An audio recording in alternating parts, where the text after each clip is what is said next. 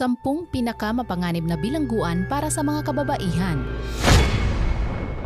Number 10. Central California Women's Facility.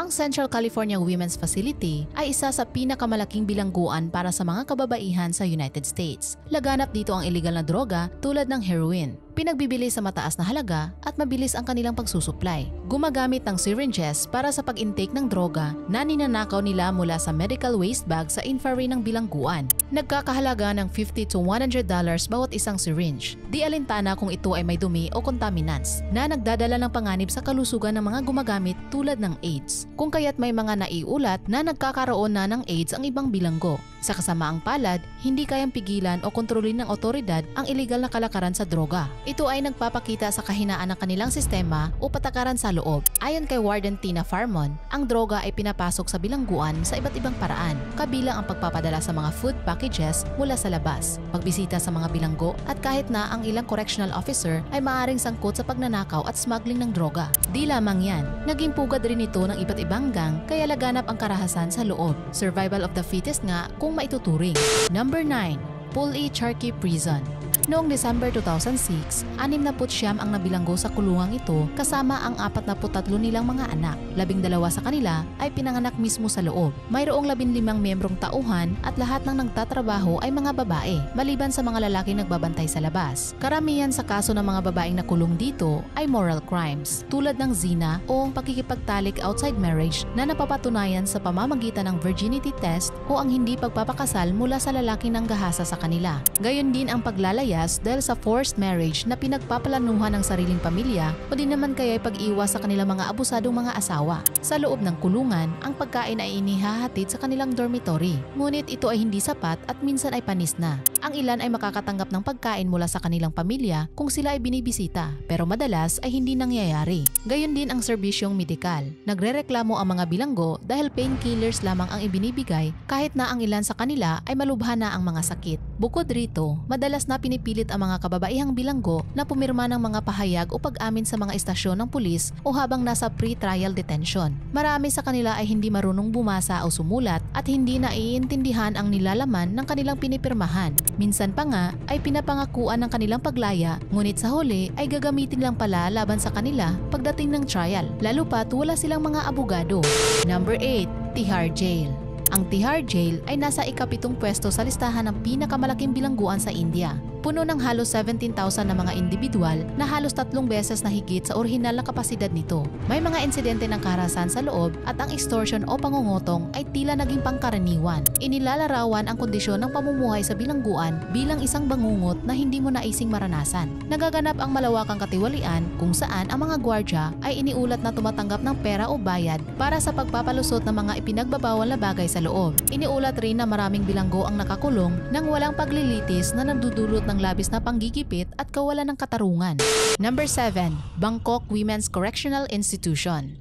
Ang Bangkok Women's Correctional Institution sa Thailand ay sobrang puno na nasa mahigit 2,000 na mga bilanggo. Isinisiksik sa isang espasyo na dapat sana ay para lamang sa 500 katao. Marami ang nabilanggo dahil sa kaso ng iligal na droga. Dito, ang tamang pangangalaga sa kalusugan at sapat na kalinisan ay bihira lamang. Sakit sa balat ang kadalasang nararanasan ng mga bilanggo kasabay pa ang matinding init na umiiral na klima doon. Mayroon pang tinatawag na infamous Attitude Adjustment Program na inakala mong maganda ang layunin, yun pala ay isa itong pagmamalupit sa pisikal at psikolohikal na aspeto ng bilanggo. Ang buhay dito ay hindi tungkol sa paglilingkod ng panahon, kundi sa pag-survive sa bawat minuto na tila isang walang hanggan na karanasan sa isang mundong kulang sa pag-asa at labis na takot.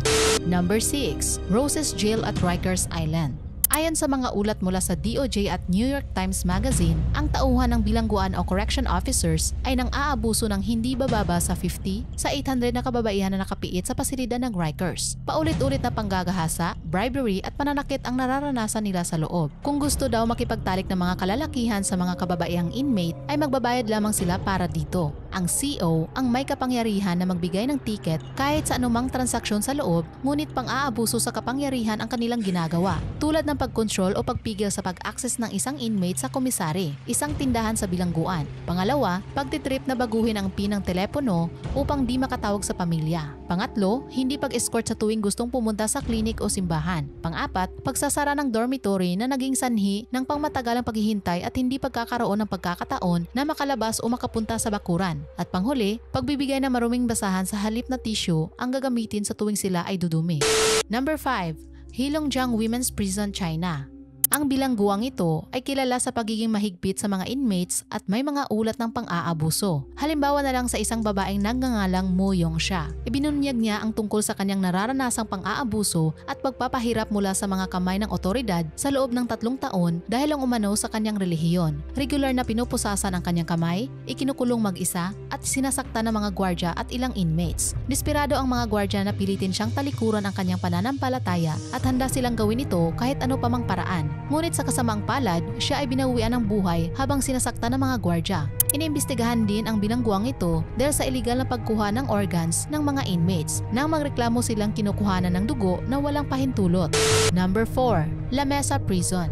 Kilala sa mahigpit, hindi maganda ang sitwasyon at karaniwan ang riot. Taong 2008, nagkaroon ng sunod-sunod na kaguluhan. Una, noong September 13, 3 bilanggo ang namatay matapos magalit ang ibang bilanggo dahil namatay ang isa pa nilang kasamahan. Sa loob lamang ng ilang araw, sumunod naman ay 2 kaguluhan na nagdulot ng pagtaas sa bilang ng mga namatay na umabot sa 19 na bilanggo. Ang dahilan ay ang hindi pagbigay sa kanila ng tubig. Number 3. Parapana Agrahara Central Prison.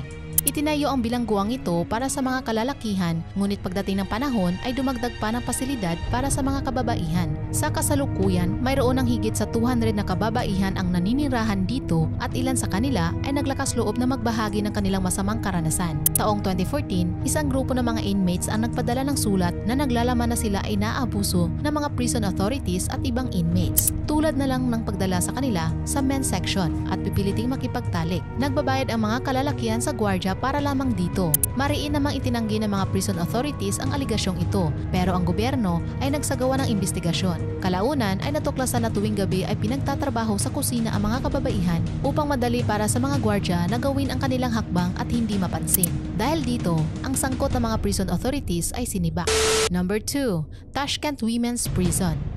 Sa bansang ito, umiiral ang pang-aabuso ng gobyerno sa karapatang pantao sa sarili nilang mamamayan, kabila ang nasa bilangguan na matatagpuan malapit sa chemical plant sa capital city na Tashkent. Lugar na nakakadismaya at marumi kung saan ang mga bilanggo ay tinuturing na parang mga hayop, inaabuso at sinasaktan. Pinipilit magtrabaho sa loob ng 16 hours bawat araw at kaunti lamang na rasyon ang ibinibigay. Marami sa kanila ang nakakaranas ng sexual slavery at panggagahasa. Dagdag pa, ang piitan ay pinamugaran na ng permanent disease. Taong 2005, 3 bilanggo ang pinaslang ng mga gwardya at marami ang nasugatan sa kasagsagan na madugong kaguluhan. Karamihan sa mga staff ay sinibak at pinalitan, ngunit lalo pang lumala ang karahasan sa loob. Number 1. Tamara Penitentiary Center.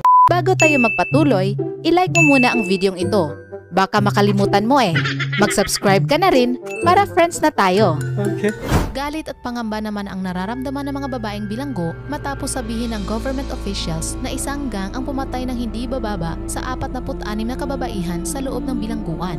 Noong June 2023 lamang, ilang bilanggo sa piitan ang nagulat tungkol sa mga banta mula sa isang gang na kilala bilang Maras, ngunit hindi gumawa ng hakbang ang otoridad upang sila'y maprotektahan. Hanggang noong gabi ng June 20, 2023, sinunog ng mga miyembro ng kilalang gang ang pasilidad. Marami ang nasawi at ang ibang kababaihan ay binaril at pinagsasaksak sa kasagsagan ng riot. Dahil dito, halos 50 na kababaihan ang namatay na may tuturing na isa sa pinakamapanganib na riot sa kasaysayan ng mga bilangguan.